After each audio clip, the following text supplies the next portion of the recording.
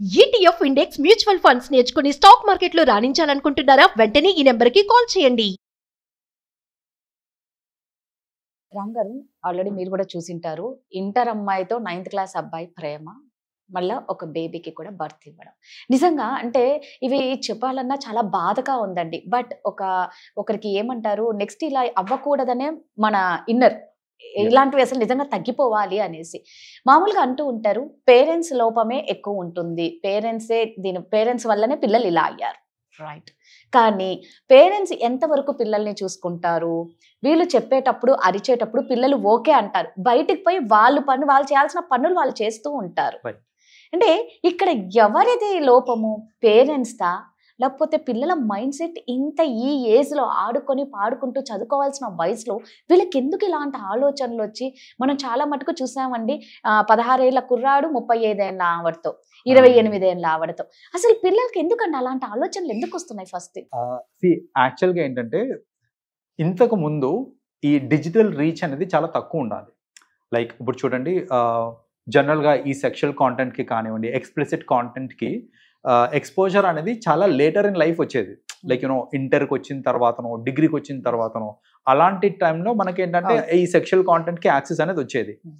Current టైమ్స్లో because of various platforms like YouTube కానివ్వండి, ఏదైనా మన టేక్ ఎనీ ప్లాట్ఫామ్, రీచ్ అనేది చాలా ఈజీ అయిపోయింది, రైట్? అన్ఫిల్టర్డ్ కాంటెంట్ వస్తూనే ఉంటుంది. ఇప్పుడు మీరు చూడండి, మీరు పర్ఫెక్ట్గా ఒక 30 minutes మీరు రీల్స్ చూస్తూ ఉండండి, అందులో మెల్లమెల్లగా it will start moving towards sexual content.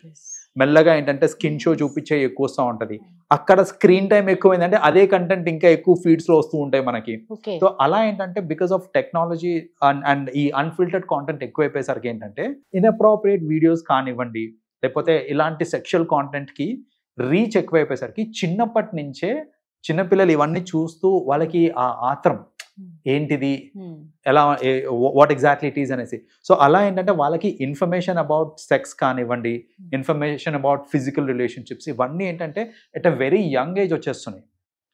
పిల్లలు కూడా అండి రెగ్యులర్గా వస్తుంటారు మన దగ్గరికి కొందరు, లైక్ కౌన్సిలింగ్ అలా వచ్చినప్పుడు 3rd class 4th class sex అంటే ఏంటి అని వాళ్ళ పేరెంట్స్ వాళ్ళకి తెలియదు, వాళ్ళు అడిగేస్తున్నారు సెక్స్ అంటే ఏంటి అంటే. ఇప్పుడు పిల్లలు ఎట్లా పుడతారు, అసలు ప్రైవేట్ మూమెంట్స్ ఎలా ఇవన్నీ ఏంటంటే వాళ్ళ పేరెంట్స్ అడిగేస్తున్నారు, వాళ్ళకి ఎలా ఆన్సర్ చెప్పాలో తెలియదు, రైట్? సో అసలు దీన్ని బట్టి అర్థం చేసుకోవచ్చు ఆ రీచ్ ఆఫ్ కాంటెంట్ ఎంత రిగరస్ ఉంది అనేసి. సో అలా ఏంటంటే ఆ రీచ్ ఆఫ్ కాంటెంట్ వల్ల ఫస్ట్ ఆఫ్ ఆల్ ఏంటంటే ఈ మైండ్స్ అన్ని చాలా యంగ్ ఏజ్లో కరప్ట్ అయిపోతున్నాయి మనకి. రెండోది, ఇప్పుడు వాళ్ళకి తెలుసు ఏంటంటే ఇది ఒక ఆపోజిట్ జెండర్తోని చేసేది అని అర్థమవుతుంది. అండ్ వాళ్ళకి ఆపోజిట్ జెండర్ యాక్సెస్ ఎక్కడ ఉంటుంది అంటే మోస్ట్లీ మనకి స్కూల్స్లో, కాలేజెస్లోనే యాక్సెస్, సేమ్ ఏజ్ గ్రూప్ వాళ్ళు or similar age group access ఉంటుంది మనకి. సో అలా యాక్సెస్ ఉన్నప్పుడు ఏంటంటే వాళ్ళు దే స్టార్ట్ ఎక్స్పెరిమెంటింగ్ అనమాట. వాళ్ళు ఆ వీడియోస్లో చూసి వాళ్ళు ఏవైతే చేస్తున్నారో, ఓకే ఇది ఇలా చేయాలి, ఇలా చేస్తే ప్లెజర్ వస్తుంది, ఎక్సైట్మెంట్ వస్తుంది అనే ఒక నోషన్ క్రియేట్ అవుతుంది. కాబట్టి వాళ్ళు ఏంటంటే they get in to such kind of activities అనమాట. ఈ యాక్టివిటీస్లోకి వెళ్లకుండా ఆపడం పేరెంట్స్ బాధ్యత. అఫ్ కోర్స్ ఐ అండర్స్టాండ్, ఇందాక మీరు అన్నట్టు కూడా పేరెంట్స్ ప్రతి దగ్గర ఉండలేరు కదా, పద్దాక పక్కనే నించొని వాళ్ళని ప్రొటెక్ట్ చేసుకుంటూ ఉండలేరు కదా. సో మనం ఇక్కడ చేయాల్సింది ఏంటిది అని అంటే, first of all certain things మనము మన టోటల్ వ్యవస్థలో చేంజెస్ తెచ్చుకోవాలండి. లైక్ ది అప్బ్రింగింగ్ ఆఫ్ చిల్డ్రన్లో కానివ్వండి, అదర్వైజ్ కూడా. సో ఇక్కడ ఏంటంటే చాలా మంది చేసే మిస్టేక్ ఏంటంటే పేరెంట్స్ వాళ్ళు నా కొడుకు బంగారం, నా కూతురు బంగారం, వీళ్ళు ఇట్లాంటి పనులు అసలు చెయ్యరు, వీళ్ళు వేరే వాళ్ళ లెక్క కాదు, అసలు ప్యూర్ గోల్డ్, అసలు ఇట్లాంటి మాటలు మాట్లాడతారు చూడండి. మీకు ప్యూర్ గోల్డ్ అని మీరు అనుకుంటున్నారు, రోల్డ్ గోల్డ్ అని తర్వాత తెలుస్తుంది. సో బేసిక్గా బయట వాళ్ళు చేసే పనులు వేరుంటాయి, ఇంట్లో చేసే పనులు వేరుంటాయి. ఎవ్వరు ఇంట్లో బయట ఒకేలాగా ఉంటారు, మీరు కూడా ఉండరు, ఎవరు ఉండరు అసలు 100%. సో ఇంట్లో బయట ఒక తీరు ఎవరు ఉండరు. అలాంటప్పుడు మన పిల్లలు మన ముందు ఎలాగ ఉన్నారో బయట కూడా అలాగే ఉంటారు అని అనుకోవడం అబ్సల్యూట్ ఫూలిష్నెస్ అది. సో మనం ఏంటంటే నిఘా పెట్టడం ఇంపార్టెంట్. చాలా మంది ఏంటంటే ఇంత మంచి అమ్మాయి, నా కూతురుని నేను అనుమానించకూడదు, నా కొడుకుని నేను అనుమానించొద్దు అని చెప్పి వాళ్ళ మీద నిఘా కూడా పెట్టరు. ఆ నిఘా లేనప్పుడు ఏమవుతుందంటే ఇలాంటి యాక్టివిటీస్కి వెళ్ళిపోవడానికి వాళ్ళకి ఈజీ యాక్సెస్ అది. సో ఫస్ట్ థింగ్ ఏంటి అంటే ఆ నిఘా అనేది కొంచెం టైటన్ చేసుకోవాలి వాళ్ళని. రెండోది, కమ్యూనికేషన్ గ్యాప్ అనేది తేవకూడదండి పిల్లలకి ఇంకా పేరెంట్స్కి మధ్యన ఆ Yes. కమ్యూనికేషన్ గ్యాప్ అనేది రాకూడదు. Hmm. మనం ఎలా ఉండాలి అని అంటే వాళ్ళకి ఏ ప్రాబ్లం వచ్చినా వాళ్ళకి ఏ డౌట్ వచ్చినా నేను ఓపెన్ గా మా ఫాదర్ని లేకపోతే ఓపెన్ గా మా మదర్ని అడగచ్చు నేను అనే యాక్సెస్ ఉండాలి వాళ్ళకి. ఖచ్చితంగా. ఆ యాక్సెస్ ఉందనుకోండి అప్పుడు అట్లీస్ట్ మనకి ఏంటంటే వాళ్ళు ఇలాంటి వాటికి ఏదన్నా కొంచెం దారి మల్లుతున్నారు అంటే మనకు తెలుస్తుంది. తెలిసినప్పుడు మనం జాగ్రత్త పడవచ్చు. లైక్ ఇది కరెక్ట్ కాదు నాన్న ఇది కరెక్ట్ అని చెప్పడానికి మనకు స్కోప్ ఉంటుంది. పేరెంట్స్ ఏం చేస్తారంటే ఇలాంటి ఏదైనా మాట్లాడంగానే అమ్మ సెక్స్ అంటే ఏంటి అని పిల్లలు అడగంగానే ఏయ్ ఏం మాట్లాడుతున్నావు నువ్వు ఇదే వాయిస్ ఎగ్జాక్ట్లీ భయపడిపోతాడు. ఇంకొకసారి ఆ టాపిక్ తీసుకొస్తాడంటే తీసుకురాడు. ఎక్కడ తీసుకొస్తాడు? వాళ్ళ ఫ్రెండ్స్ దగ్గర. ఎందుకంటే ఆ వచ్చింది ఏంటి ఇదేం తెలుసుకోవాలనే ఇంక్విజిటివ్నెస్ అనేది వచ్చేసింది ఆల్రెడీ.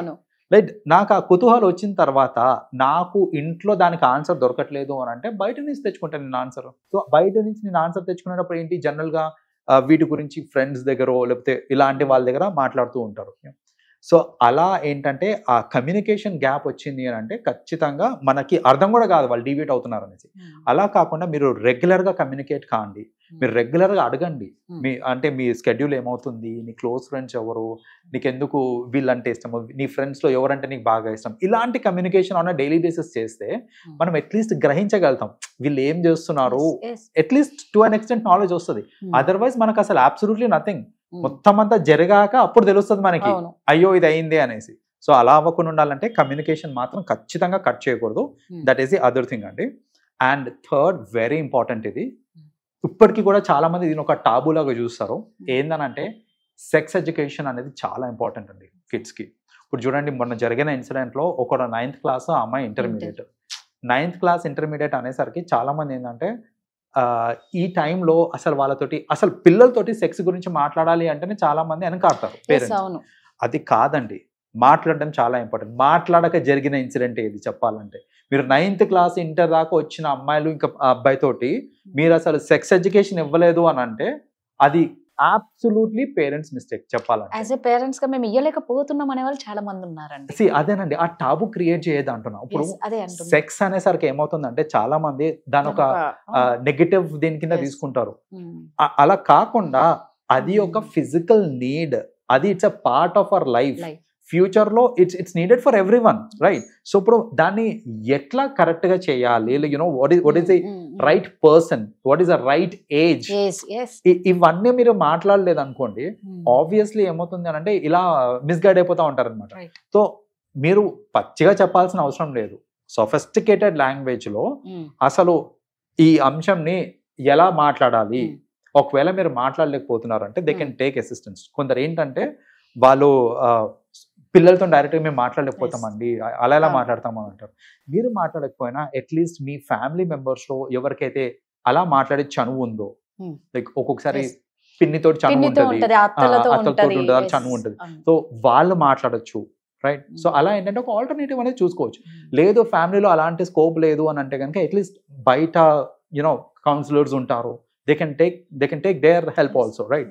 సో అలా ఏంటంటే వాళ్ళకి ఏది కరెక్ట్ ఏది రాంగ్ అని చెప్పడం చాలా ఇంపార్టెంట్. మీకు సింపుల్ ఎగ్జాంపుల్ చెప్తానండి.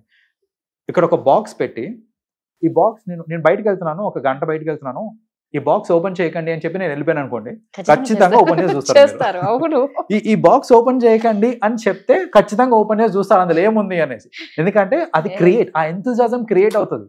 నువ్వు ఆ బాక్స్ ఓపెన్ చేస్తే అందులో నాగుపాము ఉంది బయటకు వచ్చి కరుస్తుంది అని అన్నాను అనుకోండి, తీయరు. సో అది ఓపెన్ చేయకు అని ఆగిపోవడం వేరు, అది చేస్తే ఏమవుతుంది అనే ఇంప్లికేషన్ నేను చెప్పాను అనుకోండి, చేయకుండా ఉంటారు. అలాగే అసలు రైట్ ఏజ్ ఏంటిది, ఆ ఏజ్ కంటే ముందు మనం సెక్స్లో పాల్గొంటే ఏమవుతుంది, what are the negative consequences, ఇవన్నీ కనుక మీరు మీ పిల్లలకి ఎక్స్ప్లెయిన్ చేశారనుకోండి ఆగుతారు వాళ్ళు. అది కాకుండా అసలు సెక్స్ అనగానే అమ్మో అని ఇట్లా చెవులు మూసుకోవడము, నోరు అలా చేస్తేనే ప్రాబ్లం అండి. మీరు ఏం చేస్తున్నారంటే ఆ ఎంతూజియాజం క్రియేట్ చేస్తున్నారు అక్కడ మీకు తెలియకుండా. సో పిల్లలకి మీరు అట్లాంటివన్నీ అలా ఎంతూజియాజం క్రియేట్ చేసినప్పుడే వాళ్ళు ఏంటంటే ఇంకా దాని వైపు అదేంటిది తెలుసుకోవాలనే ఆత్రం ఎక్కువైపోతుంది వాళ్ళకి. అలా అయినప్పుడే ఇలాంటి ఇన్సిడెంట్స్ అన్నీ అవుతూ ఉంటాయి అన్నమాట. సో పేరెంట్స్ కనుక కరెక్ట్ ఏజ్లో కరెక్ట్ సెక్షువల్ ఎడ్యుకేషన్ ఇచ్చారనుకోండి. కరెక్ట్ ఏజ్లో కరెక్ట్ ఎడ్యుకేషన్ ఎందుకంటున్నానంటే వెరీ యంగ్ ఉంటారు, 3rd క్లాస్ 4th క్లాస్, వాళ్ళకి గుడ్ టచ్ బ్యాడ్ టచ్, అది కూడా సెక్స్ ఎడ్యుకేషన్ ఒక పార్ట్ యాక్చువల్గా. గుడ్ టచ్ ఏంటి, బ్యాడ్ టచ్ ఏంటి, ఎవరితో ఎలా బిహేవ్ చేయాలి, ఏ టైంలో ఎలా ఉండాలి, ఎవరికి మనకి యాక్సెస్ ఉంటుంది, సో ఎక్సెప్షన్స్ ఏంటివి, ఇవన్నీ కూడా ఆ వయసులో చెప్పాల్సినవి. మెల్లగా 5th క్లాస్ 6th క్లాస్ వస్తుంటారు చూడండి, ఆ టైంలో ఇంకా స్లోగా ఏంటంటే we have to talk about sex, like what exactly it is అనేసి. ఎందుకంటే కరెంట్ టైమ్స్లో 5th 6th క్లాస్కే వాళ్ళకి ఫుల్ నాలెడ్జ్ ఆన్ సెక్స్ వచ్చేస్తుంది పిల్లలకి. ఇప్పుడున్న ఈ డిజిటల్ యాక్సెస్ వల్ల 5th 6th క్లాస్కే, 5th 6th క్లాస్లో నాకు తెలిసి లైక్ యూనో మన జనరేషన్లో we were like absolute illiterates. So అలాంటిది ఈ టైంలో వాళ్ళకి 5th 6th క్లాస్కి మొత్తం అంతా తెలిసిపోతుంది కాబట్టి ఆ టైంలోనే మనం ఏంటంటే వాళ్ళకి కరెక్ట్గా గైడ్ చేయడం ఇంపార్టెంట్. ఇది చెయ్యకు అని చెప్పడం కాదు, చేస్తే ఏమవుతుంది అని చెప్పడం ఇంపార్టెంట్. సూపర్, కరెక్ట్ గా చెప్పారు. నిజంగా అనుకుంటాం కదండి చాలా మంది పేరెంట్స్, మేము ఎంత బాగా చూసుకున్నా అంటే కొన్ని మిస్టేక్స్ మనకు తెలియకుండానే ఉంటాయి. ఇప్పుడు రామ్ గారు చక్కగా చెప్పారు, సో దాన్ని ఫాలో అవ్వండి. థ్యాంక్ యూ అండి. వెల్కమ్ అండి.